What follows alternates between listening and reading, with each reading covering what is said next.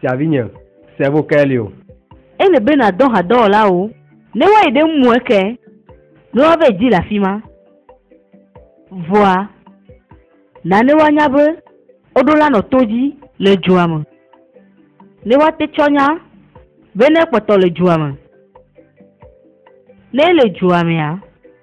E gome nyibela de gonye mema. Medola bidin kone. Ne me ve le juama wa. Nye dola ji kakala kerenu. Ne nya de pak bira le chochweme. Nenye nema. Na nema doto vyoruda. Sireka.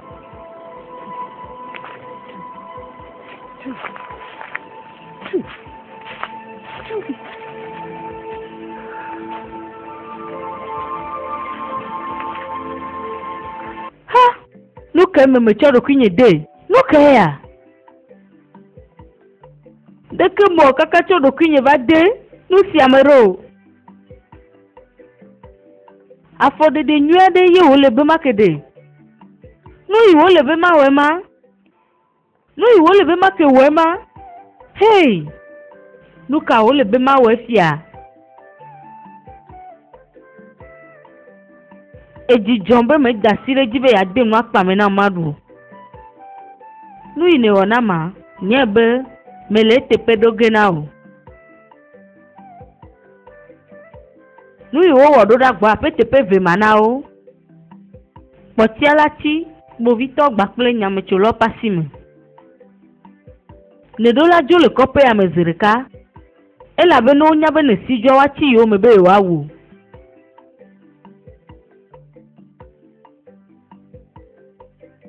Afika e majoyi. Mano ganave ti kopia me po hotel de. Le kope velia me. Amerike manya bene la fimo. Me dola trojo. Abu wafo. Amani nacho. Rapolo mo. Kangoli bengo mo. Abu wafo. Ana nacho biuta. Namo murumo. Namo murumo. Pohuru kanamwa. Amamuru nacho. Kolibe.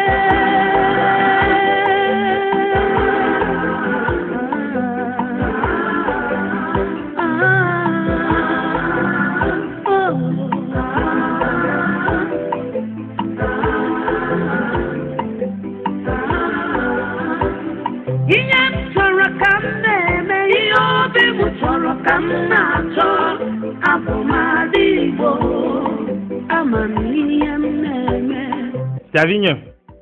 Abala imeglia. Nu itutu wo gemele enyema. Mele umo ke igele fifima. Ma kwatono eje no kuma bloko mna o nenemo. Elle be mia senade gome. Na manyi nenemo wa. Nu ilajo ku ilajo. Nka o te onye mama. No te gbo. Tipo meka.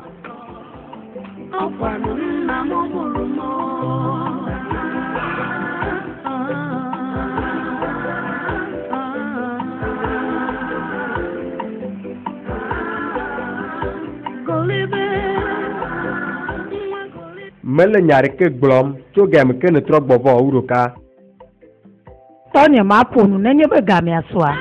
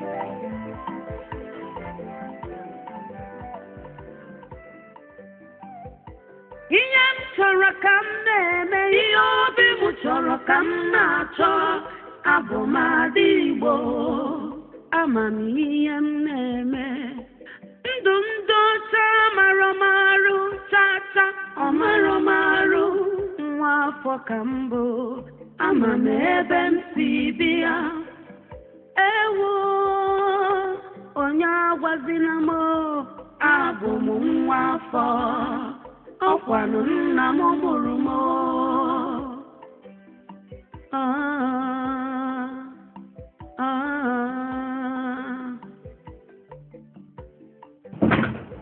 Golibe, nwa Golibe,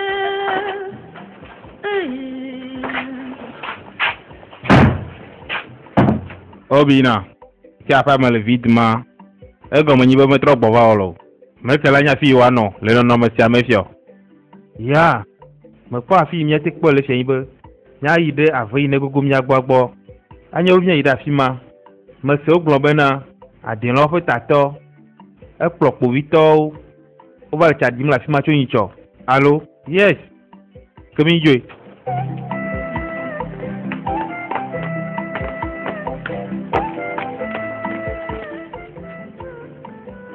Dotong.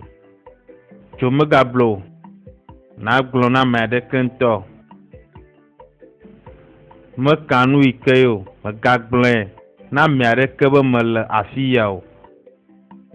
Tovo na umo kepe via de kapeko. Enyo amega.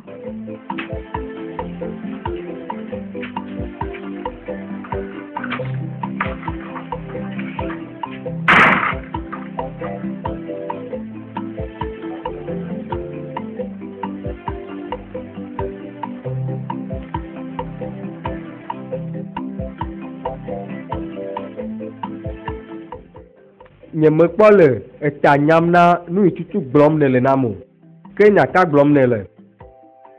Tɔnye kple bubu yi me do na wa me ka ɖe nya yi gblɔm le na wa dzi se. Wɔ ɖe sia ɖe natsɔ kpankɔwo eye nenye be wogbea maɖe ɖase ɖi nu afia eye nenye be me gbo atɔnye vo na nu yi ne dro agbakum fa.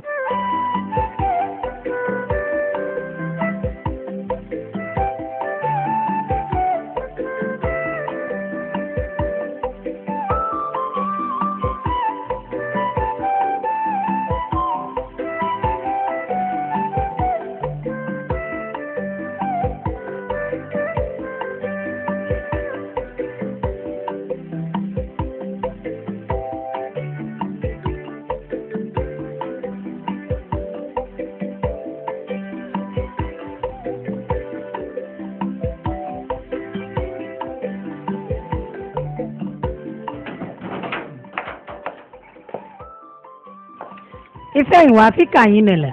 Nọ̀nyẹ̀. Nyadzɔdzɔ ava ɖo gbɔnye. Afi ne epa Amerika hiãvia wla ɖo ayi me le. Menya afi ke wla ɖo le dzoa me. Medzave filme gba kple nye tɔ kamera nye. Ta menyo wa miate ma xɔ dzinye se le afi ma. Ife ìwà. La te ma wɔ nu ɖe sia ɖe. Atsɔ kpɔ nu edzi nɛlea. Vɔ abe ya gble kadede ne le mi gba kple umu eke be fia be dodomea. La sese nɔ. Ele abe. Nye maka ɖe ɖase ɖiɖi nu eke le atsɔ va dzi o.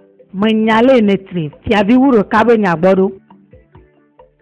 Nɔnye, ya menya game yi ne ƒom wo lo. Medi be ya wɔ alɔ lele o. Game ande sia ɖe mate ma va ale yi mie di o. Nɔnye, nenye be megbo, nye mete tsɔ ɖase ɖi nu aɖeke vɔ oa, nate wɔ nu yi ne dro oa gbakudo fa.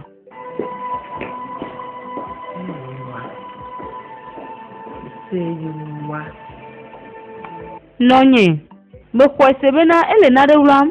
Magati di o. Ŋlɔ be yi menya le me le wɔ gbe ɖo.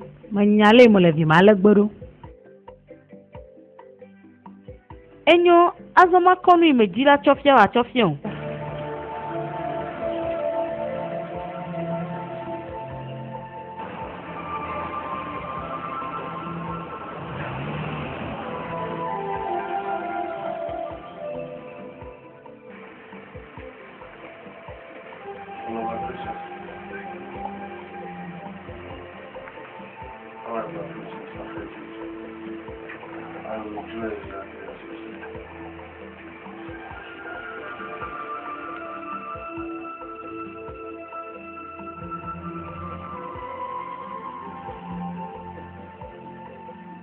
uroka matema xɔm ɖe sia ɖe tso gbɔ o vɔa bena natsɔ nya ɖe ƒo nye me lɔlɔ anu bena edeme bena tɔdzi la ma be bubu ya esese nam eye nye ma xɔe nɔ kpɔ gbe ɖe o bena ƒo ɖi ƒo nye me ƒe ŋkɔ.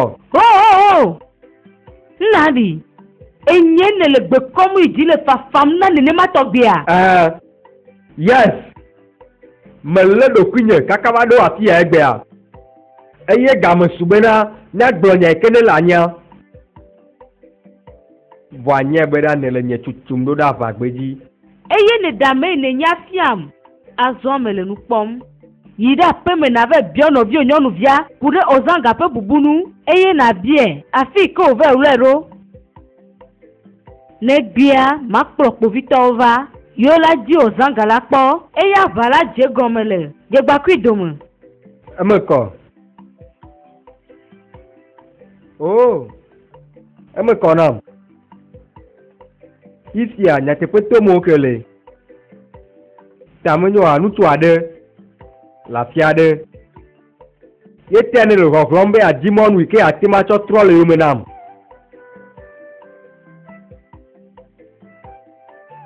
Maɖo ŋku edzi na o. Etɔ nye yi nugbea eye tsɔ da asi nam. Eye ŋutɔ hã ne da asi ɖe dzi. Yeta ame aɖeke o. Ame aɖeke mate xɔ le asi nye o. Yeta nenema nuwo la ye ma. Nna ɖi nye le kpɔ ge ɖa. Nye le kpɔ ge ɖa. Rubbish.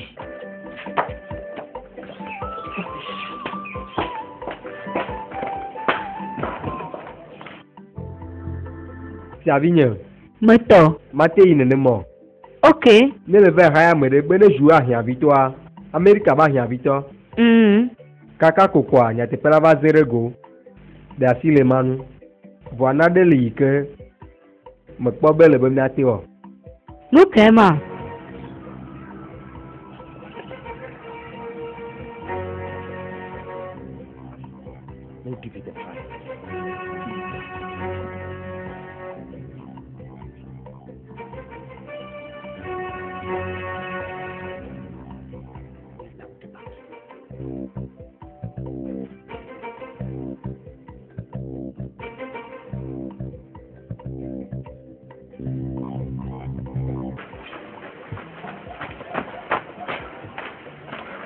Tiaga. Ekperike. Mɔ ɖe sia ɖe ma nɔ ete vɔ egbe. Kpa dome dzu etsɔ va tsia tsɔ gbankume gbɔna. Ekperike mekpɔ ɖe fo. Dzi ɖetugbivi nye nam. Eye na wɔ sia nam kabakaba.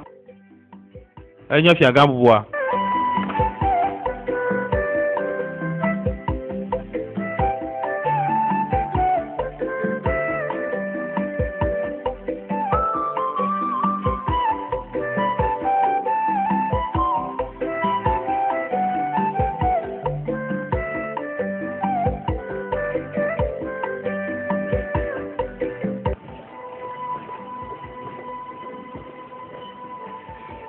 Nnamdi, ebe ɖo afi ma vɔa. Nɔnye mekpɔ be wo ɖeka le mía flum ɖe me. Ele nya tsɔ ɖe mía nu be míenya fi ke wòzanga le.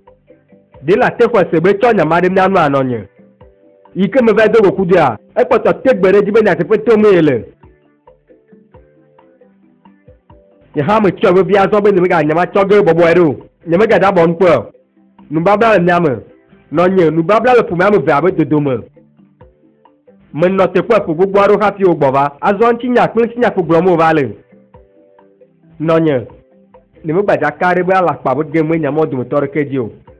Eye ma ɖe fia bena dzanta kinikini ƒe dzidzimedie menye megblɔe.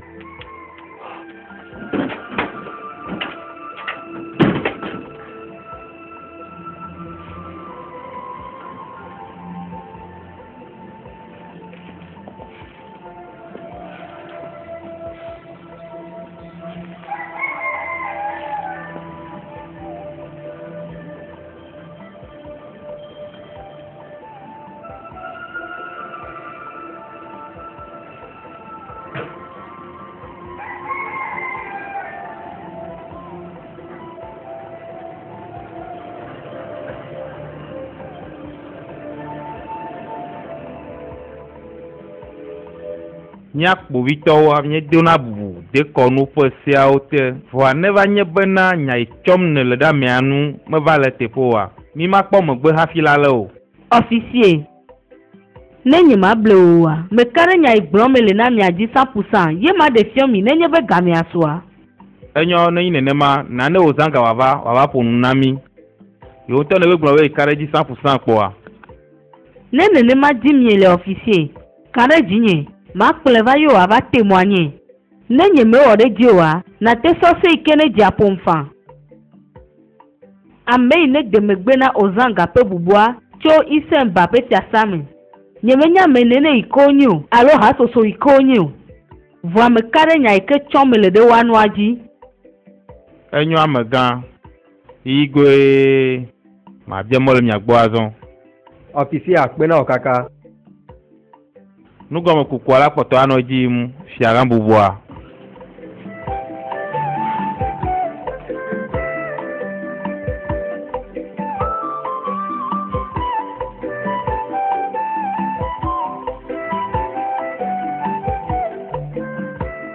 Ife wa asiwo kata o kpankɔ wo ɖeka. Nu ke le nyakure nya ya nu. Hafi kpovitɔ va si wa va ka o. No wa va nyi ŋkpe nya ne mi.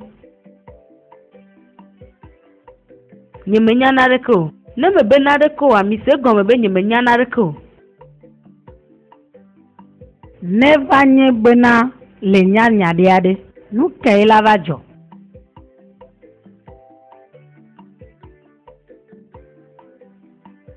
Nonye, no la te defia, one defia mia kpɔe, ne me te ve mo wa, ke mi la kare dzinye zirika, teti, gama mia nya nyɔnu ŋkume mie dzi la kplɔ va ƒe ya me, abe srɔ̃ ene.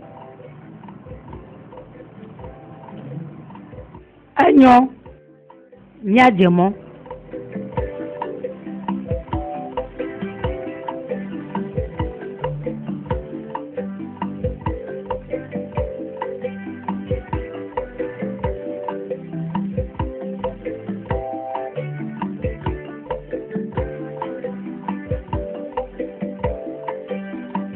It's your maker. This is it. Yi na ve dange nya na dukɔ o. Abale tutu me gblɔ na wo ne. Me gatsɔ ɖe kpe o, eye me gaɖe le mo.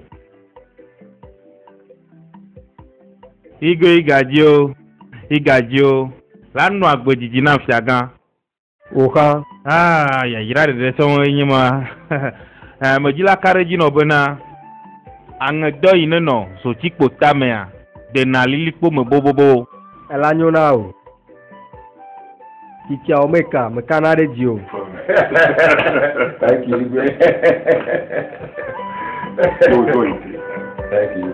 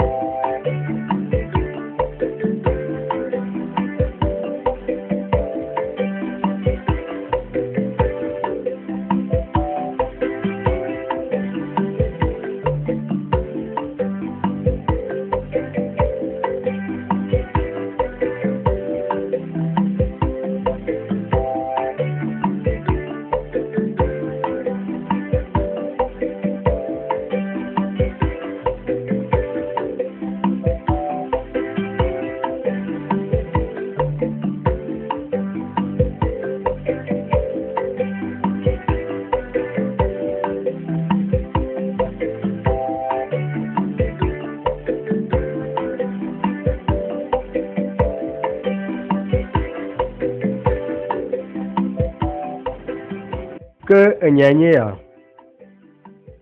Esi agade ŋkɔ ŋutɔ. Eye afɔku gã aɖe wòanya ɖiba. Ne nya me va le nenema o.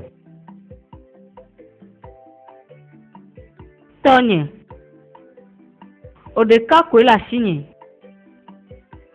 Eye nenye tɔ nyui nam. nyateƒea nye be fiavi efi yi nenyi na ɖe ƒe nɔvia ye de megbe na ozanga ƒe bubu. Yes, ewɔ ɖe sia ɖe be atsɔ kpɔ egbɔ bena nyemega ɖe srɔ̃ le ƒome ma mo. Nu yi ne le bena ganye nye bena egblɔ na ozanga bena ne de nu akpavi me na ne ma ɖu. Nuka? Yes, tɔnye yi ke me dzedzi oa. Enya be ƒe nya wlawlɔ dza gbã ɖe go. Ye wo fi loa. Meke gblɔ nyamawo na o. Ye fi ka ozanga le sia. Ozanga yi ke wole tsɔ loa be megagbã nya mía se oa. Esi dzo le wa gbɔ. Esi dzo ye wòɖo ave. Ne ɖo ŋku gbe me gbɔ be me le tsu ɖe asia. Yes. Metsɔ ga ne be ne ve haya hotel yi ne le kɔƒe vegboa me. Ye me biɔ tso egbɔ bena megaze ta o. Ye ta ye nye ma. Azɔ yi me gblɔ nya ɖe sia ɖe na wa. Ne le kpɔm azɔ bena nyanya le mea. En tout cas, na ɖe siawo dogo etsɔ ŋdi me le kpovitɔwo kpakple fiadugbegoa katã ƒe ŋkume.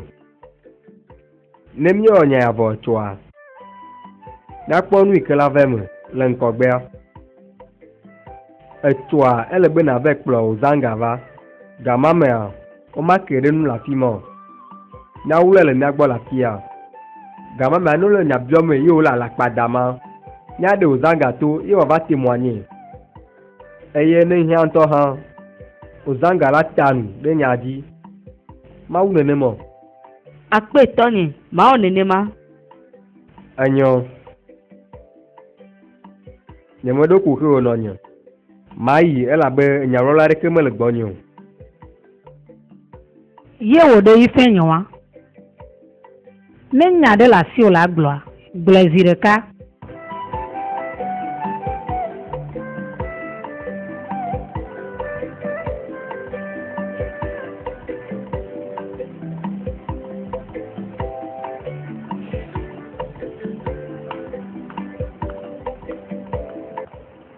Fia gã ne gblɔ na mi le salãwo bena eviwo le vavagbe gbakple ozanga ne wòava gblɔ nya yi ke ne le woakple yi fe wa me. Ye te mi le afia tso ŋdi me. Mi mekpɔ ozanga o kaka mi manɔ ɖetugbiviwo akpɔm o. Míaƒe fia ma te ma da la kpɔ. Eye nye nye idzɔfɔ na fiaduia. Ame aɖeke medana fɔ aƒea me ye wodana la kpɔ. Gbe ɖe kpɔ. Nɔnye, ɖetugbivi ma alakpatɔ wònye, enuvetɔ numakpetɔ ye. Esi dzo elabe ƒe ɖoɖo me dzedzi o. Nu yi ke nye menyɔ wa, ye tsɔ mo le ɖe nunye. Azɔm le sia ɖe ze. Nɔnye ta flatse, bikaba na di mɔnu bubu na fofonye. Ne miatsɔ fia kukua ne. Yi fɛ nye wa. Efia gã ƒe ŋkume ye ne le. Gbakpe wumɔe ke be hunɔ gã ƒe ŋkume ye ne le. Ta dzagbagba na kpa ɖe wo gbɔ. Medo ta flatse, voa nyemele nya ɖeke gblɔm tsɔ wu nyateƒe o.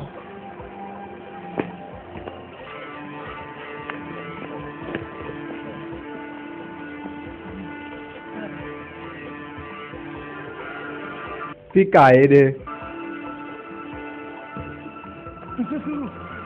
Ƒo ɖeke nya me yi mienɔ te kpɔ. Be nakplɔ ozanga va wòava gblɔ nya yi ke ne lea. Fika ozanga ɖe. Fika ye ɖe.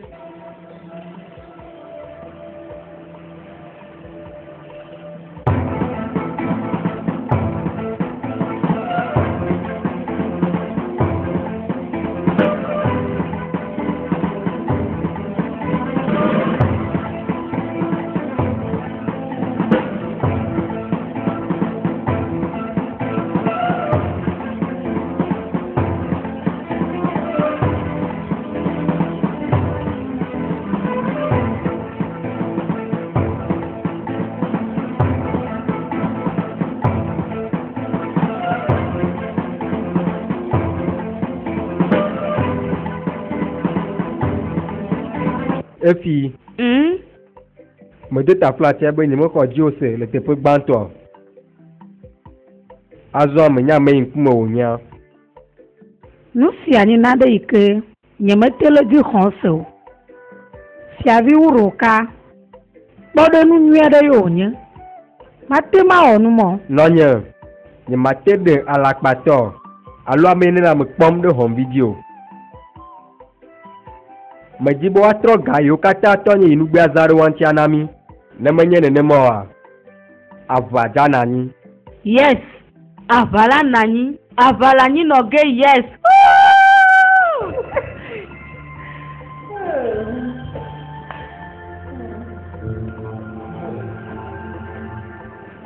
Hodinye setonye. Nyeme dalakpo. Amerika ikela tenya fi ke ozanga ularo. Ye wateva kple la fima. Ye nyinyo vima. Siavi efi. Nouveau auto on a des chiens de béa chocho un peu nouveau odi. Mais nyanya e blom le atonye. De tu bevinya. Nyare ke me la signe le fifi me maglon. Oui me hia le fifi me anyebe ale ma o adu asinya de sia de dia.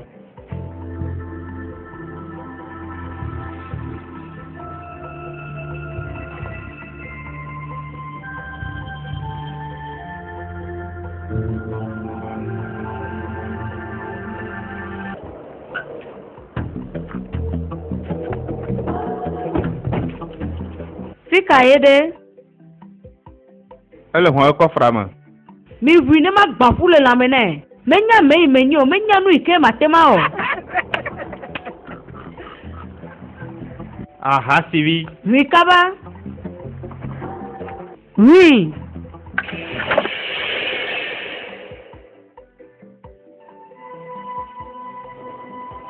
Fika yede.